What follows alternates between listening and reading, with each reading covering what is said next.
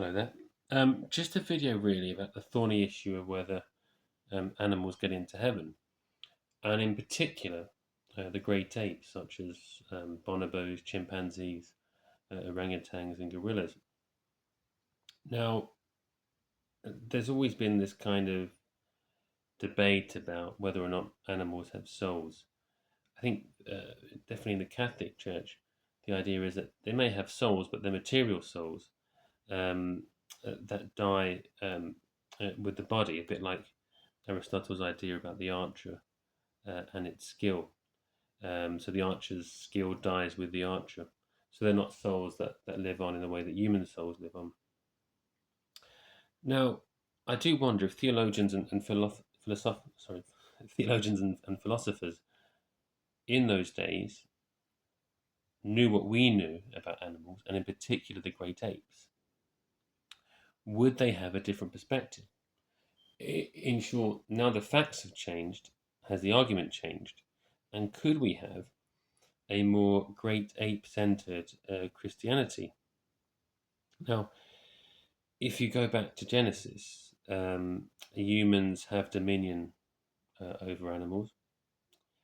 Um, we are stewards of the earth, and that doesn't mean we can exploit the earth or abuse animals, but it does seem to mean that we can eat animals, and they're like a means to an end for humans. Now, also, when you look at it, even if you look at the basis of the religion, it is a human centered religion. So is Judaism, where Christianity comes from, and Islam. Um, Unlike Hinduism or Buddhism, there's no belief in reincarnation, and so humans, like I say, are at the center. Now, even if you look at the New Testament, Jesus is eating fish, he's eating lamb, he's eating lamb at the Passover.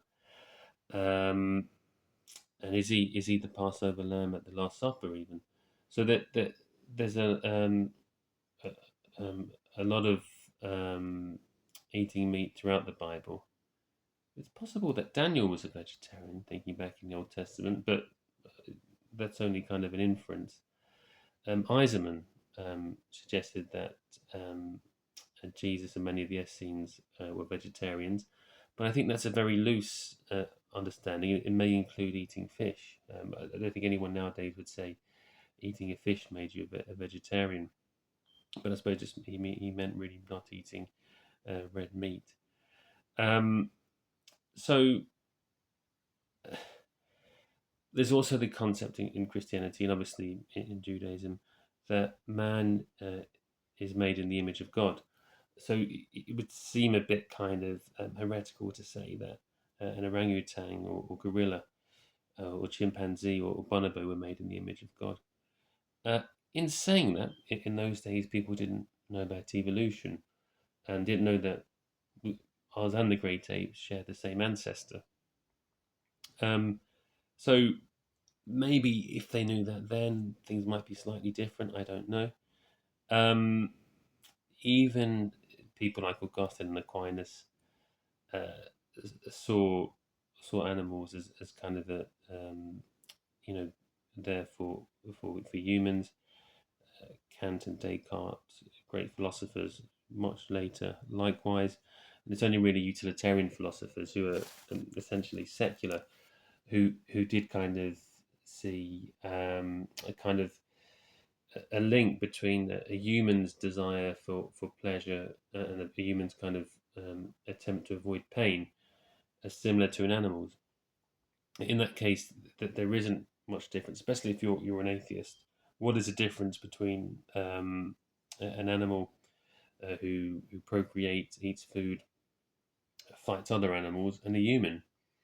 Not much really, except for a kind of high tech, more high tech way of doing these things, but the principles are the same. Um, so with great apes, they're able to communicate, they're able to use tools, they're able to sing, They're able to live in societies, and they're capable of problem solving, and really capable of most of the things that humans are. It's for that reason you think that maybe there's been an oversight regarding them, or maybe that the church could, or the churches, all the denominations could update their views about the great tapes. Um, they A lot of the kind of developed grade tapes can be taught sign language and use the concept keyboard. Um, so I don't know if anyone's seen Washoe or Coco. They're able to use those keyboards, able to use sign language, and able to understand films. So if they can understand films, um, could they understand the gospel message and indeed the Bible? It's interesting because I don't know if anyone's tried to sign um, the gospel to them, and if they could, and then they understood it, where would that leave us? Um, if you could, if you could be satisfied that they've understood what you've said to them, and that and they do kind of tend to believe what you're saying, would that be enough? I mean, we do share 98.8% of our DNA with a chimp, so it you would think it could well be enough. Now, obviously, great tapes seem to live by slightly different rules to humans. Although, when you see a lot of wars going on in the world, there doesn't seem to be that much of a difference, really. And if you know, and any human can be saved, then maybe any chimp can. It's just a question of whether you can be convinced that they're able to kind of profess a faith in Christ, and understand the concept of the incarnation, and understand the concept of the resurrection and the implications for it.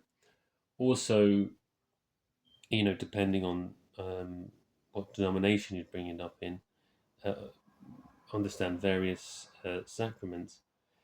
Um, on the subject of sacraments, obviously sacraments are given to humans only, but is there an argument to give them to thinking apes, to advanced apes? In a sense, um, you could put them on a catechism course via sign language or the concept keyboard, where you make sure they're understanding what you're saying to them. I mean, I'm thinking back to when I did my communion. I would have been about 7 or 8, and I don't think I understood the concept of transubstantiation when I did it. I don't think I understood that much, um, and I, I still made my communion, and it was fine. So I wonder if you could drill that into a very educated chimp like a chimp or gorilla, in a way you could with Washoe or Coco. Um, it sounds radical, but I think it's possible. I mean, we already have a couple of primates in the Church of England. The Archbishop of York and Archbishop of Canterbury are both called primates. So I suppose we've made a start there. Um, on that topic, look at the kind of ancestors of the apes, like Neanderthals or Cro-Magnon man, things like that. It's not clear whether they got to heaven either, and as they were before Christ. It's a bit harsh on them to condemn them to hell for not believing in Christ, because he wasn't there then. So with the great apes, if you can teach them about the gospel, which we couldn't do to a Neanderthal because they didn't exist then you probably could make some kind of case for saying that a chimpanzee, a bonobo, orangutan, and a gorilla could actually go to heaven.